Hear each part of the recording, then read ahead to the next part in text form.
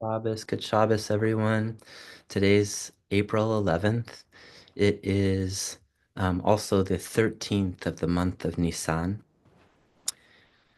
and which means the moon is about 99% full, and in 1.2 days it will be full, meaning, of course, that on Pesach, as always, there will be a full moon. If we could see the night sky right now, we would see all the planets up there. It's amazing. But by the time stars come out where we are here in Salem, Oregon, the only planets we'll be able to see are Mars and Jupiter. So the moon, Mars, and Jupiter will be up in the sky tonight. The Willamette River, our beautiful Willamette River, is flowing at 37,700 cubic feet per second, which is still on the very high side, historically. The 75th percentile is at 33,000 cubic feet per second. So we are in the upper 25th percentile of flow rates for the spring in the Willamette River. The high, you might remember this actually, it was in 2019. I definitely remember it. It was flowing on this day, it was flowing at 141,000 cubic feet per second. So four times as high as it's currently flowing.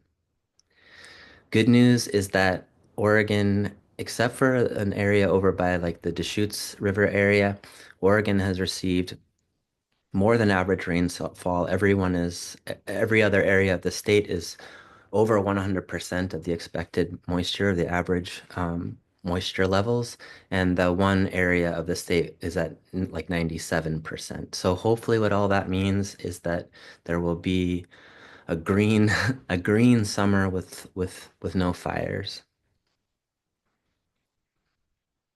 This week's parasha is Parashat Tzav. Oh, I should mention too, the migrations of birds are just beginning, so it's an important time to go to Basket Slough and to Ankeny, and watch what amazing things are moving through our valley right now. So this week, the parasha is Tzav, the second parasha in the book of Vayikra. And along with all the descriptions of offerings, sacrificial offerings that are brought this week, we again have this verse that reminds us, this commandment, a reminder again that only matzah is consumed within the Mishkan, within the sanctuary, and chametz is never brought. Well, that's not true. Once per year it is brought, which we'll get into as we get closer to Shavuot. But every other day of the year, only matzah, no chametz. So this is how the Torah says it.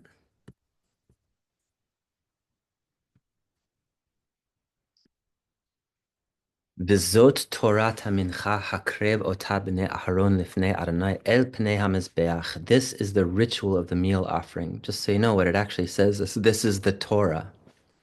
This is the Torah of the mincha offering. Aaron's sons shall present it before Hashem in front of the altar. A handful of the choice flour and oil of the meal offering shall be taken from that, with all the frankincense that is all on the meal offering, and this token portion shall be turned into smoke on the altar as a pleasing odor to Hashem, a reach nichoach to Hashem. Then it says, "V'hanoteret mimenu yochlu Aharon uvanav." What is left shall be eaten by Aaron and his sons. Matzot te'achel b'makom kadosh, b'chatzar ohel moed yochluha. It shall be eaten as matzot, only as matzot. In the sacred precinct, they shall eat it in the enclosure of the tent of meeting. Lo te'afeh chametz chelkam natati ota meishai. It shall not be baked with leaven, no chametz. I have given it as their portion from my offerings of fire. It is most holy, like the sin offering and like the guilt offering. So last week we spoke about chametz, which is the leavened products, and we spoke about. I shared several teachings that chametz represents a quality that separates us from the inherent sense of connection, from the inherent connections that exist to our community and to all beings, and results in a kind of in certain kinds of negative behavior. And this week I wanted to focus a bit more on matzah and what exactly it represents. So many of you have heard this teaching that, for example, one of the many people who say this is the Penine Halacha. He's reiterating other people when he says that hamatzah romezet lemidat ha'anava. So matzah alludes to the quality of humility. And he says something really interesting about what humility is. He says, in contrast, matzah, which remains in its original size, as it was when God created it, symbolizes the trait of humility. So I'm not going to get into this week because it will apply more to Shavuot, the holiday that's coming in 50 days. Um, with the strange paradox of or contradiction of what he just said there, where he says that matzah remains in its original size as God created it.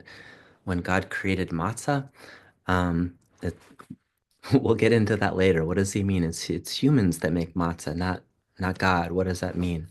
But we'll see how he explains that later. But what he does say is that humility, anava, is the state of being in your original state, um, as when God created it. So anava is a primordial state of being. It is a primal state of being.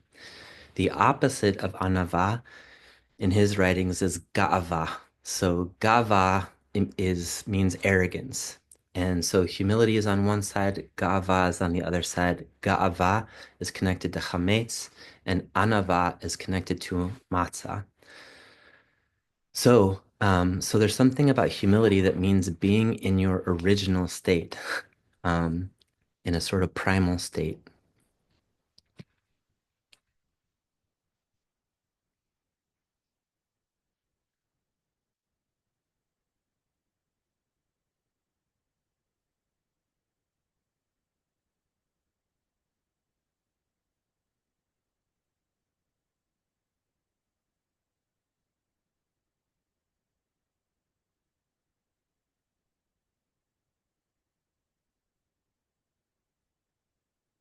Matzah is called in the Zohar Mechal de Mehemenuta, the bread of faith. So if that's the case, if if matzah represents anava, humility, and it also is called the bread of faith, what's the connection exactly between faith, emunah, and humility, anava? What exactly is it? So we just said that um, humility is a kind of primal state in which you are open to and you accept and you feel the primal or primeval aspects of nature. So when you stand before your creator, he says you must envelop yourself in humility and make every effort not to mix your human thoughts with the fundamental principles of creation. Such confusion, like chametz on Pesach, is forbidden, he says. Forbidden, big deal. We all do it. So it's when we say something like that as forbidden, we're talking about an aspiration because it would be very hard to be humble all the time and not or arrogant much of the time. So we're talking about aspirations, but what's the connection here between a sort of primal state of being and faith? So here he's showing that the emunah, the faith aspect, is having a faith that there is a creator who is creating, who is creativity itself, who is creation in itself, constantly bringing forth a flow of blessing into the world. And ga'ava, arrogance, is what separates you from that sense of being in this primordial flow of blessing. It makes very much sense. It's not a strange metaphysical idea, right? If you are standing in the flow of blessing and you're just standing there in wonder and amazement at the sheer generativity of the earth, just unbelievable. And understanding that that generativity, the source of that generativity is what we call God, then what would get in the way then of you participating in that blessing? What gets in the way are your self-interests, your self-concerns, your materialist concerns.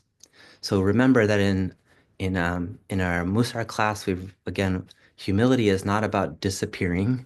It's not about becoming too small. It's about learning to take up the right amount of space, which will make more and more sense as we explain these teachings moving through Pesach and towards Shavuot, where we start talking about the good side of chametz and the positive side of chametz.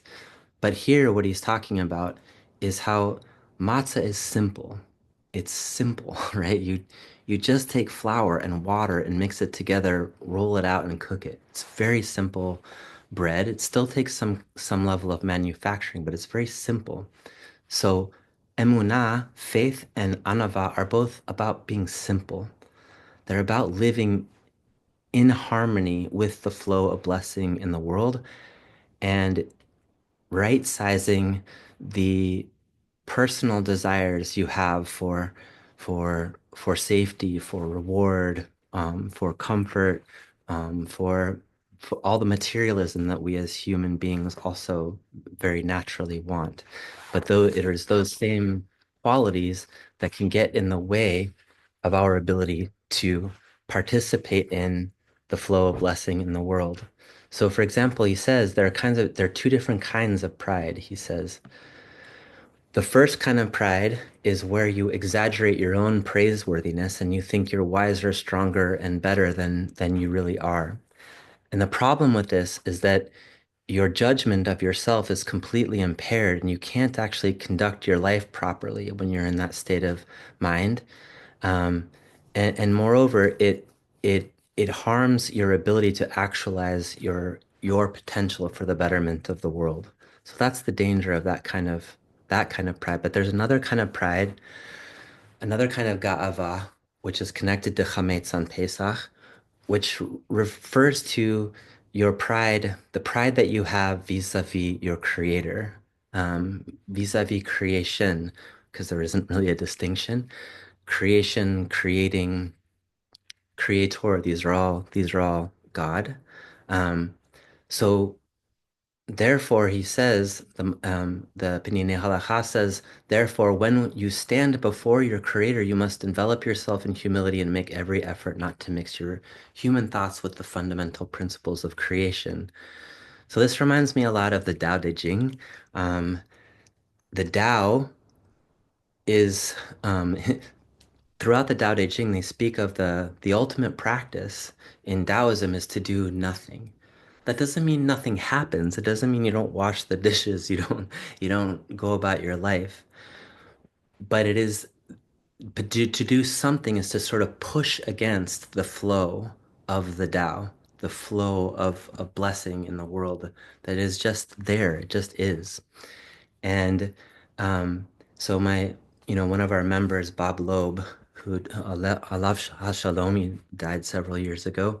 He said, don't push the river. And that's the thing. Humility is about going with the flow, being part of the flow, participating in the flow. And ga'ava, pride, is that which tries to push the river, to dam the river, to stop the river, to channel the river, is not somehow wants more than the flow of blessing that the river is. And instead, you want you want what you want, and that's where it becomes potentially hazardous to not only to yourself but to others. So when he says that the bread, the matzah is called mechal de mehemenuta, he's saying that that which is simple, that which doesn't need more, that which can be content with the outrageous flow of blessing that exists in the world and actually participates in that flow of blessing without an inordinate amount of selfish materialist desires, that takes faith. So it takes faith. in order to behave in that way. It takes faith to say there is a flow of blessing in the world. There is enough for everyone. And I'm not going to just pursue all of the materialistic desires that I have. I want to participate in the flow of blessing so that I receive blessing and so does everyone else. That's how faith and humility go together.